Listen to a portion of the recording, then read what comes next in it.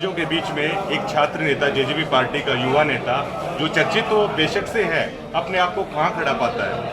छात्र नेताओं ने न केवल हरियाणा प्रदेश में बल्कि इस देश को मुसल नेतृत्व दिया है। एक बार नहीं कई बार दिया। मैं आपको जयप्रकाश नारायण जी का आंदोलन याद दिलाना चाहता हूँ जो दिल्ली की तानाशाह सरकार को झुकाकर घुटनों के बल तक किया था। छात्रों की ताकत थी, युवाओं की ताकत थी और मेरी मातृशक्ति और बुजुर्गों का आशीर्वाद मेरे सिर पर है। मेरे युवाओं का साथ मेरे साथ है, कंधे से कंधा मिलाकर मेरे साथ लड़ाई लड़ रहे हैं। तो जरूर दोनों ही ये जो पूंजीपति घराने से राजनीतिक घराने से संबंध रखते हैं उनको पटकनी देकर आपके क्षेत्र के विकास के लिए रोहतक लोकसभा के लिए मेरे 20 लोकसभा के प्रत्येक परिवार को मैं अपना परिवार मानता हूँ। मेरे परिवार के उन सदस्यों के लिए पार्लियामेंट में उनकी आवाज़ बनकर पहुँचूंगा। उनके अधिकारों की लड़ाई मुकाबला किसके साथ रहेगा? जननायक जनता पार्टी और आम आदमी पार्टी का गठबंधन। और मैं तो ये कहूँगा कमेरा वर्ग जीत रहा है और मुकाबला तो भारतीय जनता पार्टी और कांग्रेस पार्टी के लोगों में दूसरे नंबर को लेकर कमेरा वर्ग जीत रहा है, लुटेरा वर्ग हारेगा।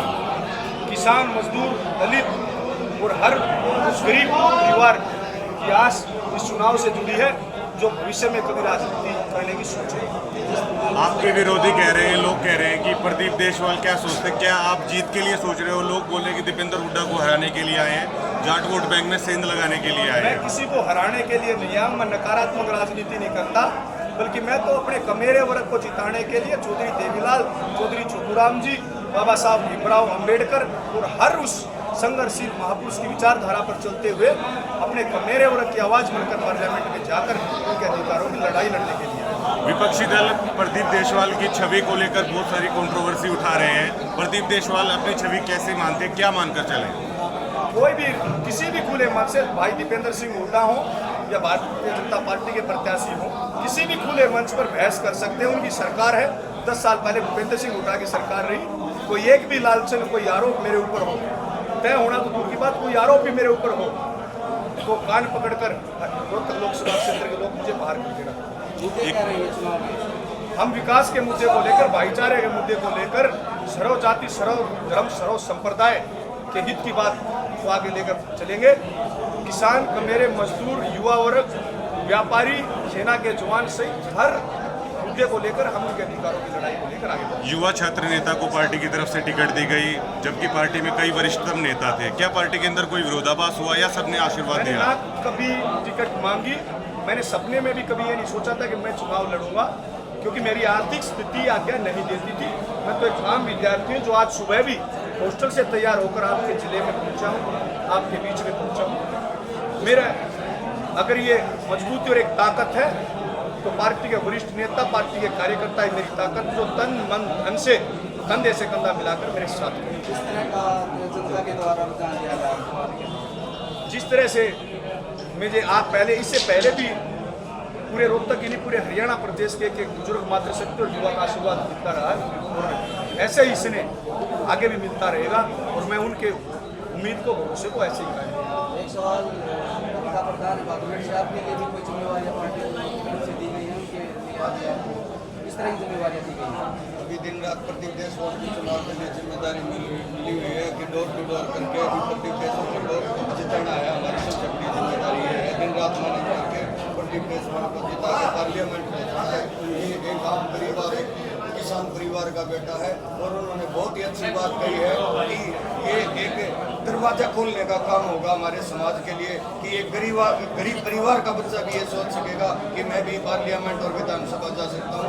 तो हम भाई साहब को भी आश्वासन दिलाते हैं कि इस बार प्रदीप देशवाल ही पार्लियामेंट पहुंचे। एक ऐसा छात्र नेता जो युवाओं में बेहद चर्चित है, लोग कहने लगे कि शायद ही कोई ऐसा गांव होगा जहां प्रदीप देशवाल के युवा इकाई के मेंबर ना हो। ऐसे में युवा इकाई आपकी मजबूत है, युवा आपके साथ है।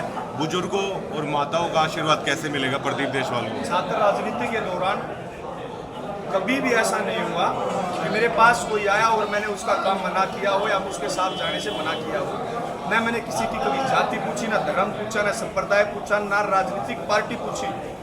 हजारों की संख्या में कांग्रेस के साथियों के साथ भी मैंने कंधे से कंधा मिलाकर उनके अधिकारों की लड़ाई लड़ी है, जैसे अपनी पार्टी के और अन्य पार्टियों के लोगों की। प्रदीप देशवाल जब खुद ये स्वीकार कर रहे हैं कि आर्थिक स्थिति अच्छी नहीं है, किसान परिवार से हूँ, छात्रों की आवाज़ उठाई है, ऐसे में इन सभी दिग्गजों के बीच में प्रदीप देशवाल कैसे चुनाव लड़ेंगे? क्योंकि चुनाव लड़ने के लिए आर्थिक स्थिति भी चाहिए। मैं हजारों ऐसे उदाहरण दे सकता हूँ। समाज और भाईचारा जिसको कंधों पर बैठाकर लेकर चलता, पार्लियामेंट तो बहुत नज़दीक है, चांद पर भी पहुँचाने का वादा रखते हैं। सर, आपका एजेंडा क्या रहेगा? एक दो दिन आप प्रचार में भी गए हो, आपके गांव में भी आपका स्वागत रहा है, क्या कुछ लोगों की आपसे बात हुई है? एजेंडा प्रदीप देशवाल का क्या रहेगा लोकसभा चुनाव के सिर्फ लिए? प्रदीप देशवाल का नहीं, तो मेरे वर्ग के हर उस सदस्य का जो मेहनत मजदूरी करके सुबह से शाम तक संघर्ष करके अपना पेट भरता है और ईमानदारी के रास्ते पर आगे चलता है, हर उस व्यक्ति का चुनाव है। और मेरा वर्ग इस लुटेरे वर्ग के खिलाफ जरूर मजबूती के साथ चुनाव भी लड़ेगा और इनको हराकर पार्लियामेंट में अपना प्रतिनिधि बनाकर मुझे भेजेगा। युवाओं के लिए कोई खास संदेश आपकी तरफ? मेरे नौजवान साथियों का हमेशा सहयोग और समर्थन मुझे मिलता रहा है। अकेले प्रदीप देशवाल कुछ नहीं कर सकता। आज मैं इस ओहदे पर, इस जिम्मेवारी पर पार्टी ने चुनाव लड़ने का एक मौका दिया है। मेरे नौजवान साथियों ने आज तक कंधे से कंधा मिलाकर प्रदेश के हर शिक्षण संस्थान में जो शिक्षा से संबंधित, महिला सुरक्षा से संबंधित अन्य मुद्दों को लेकर लड़ाई लड़ी है। मेरे नौजवान साथियों ने दम पर लड़ी है। अकेला तो कुछ भी नहीं, सभी मिलकर। वैसे आप काफ़ी समय से छात्र राजनीति में सक्रिय हो, अक्सर मीडिया में आपकी खबरें आती रहती थी। दीपेंद्र हुड्डा जिसका पूरा कैडर तैयार है, भाजपा के अरविंद शर्मा, भाजपा का पूरा कैडर तैयार है, ऐसे में इस कम समय के बीच में कैसे पूरे क्षेत्र का दौरा कर पाएंगे?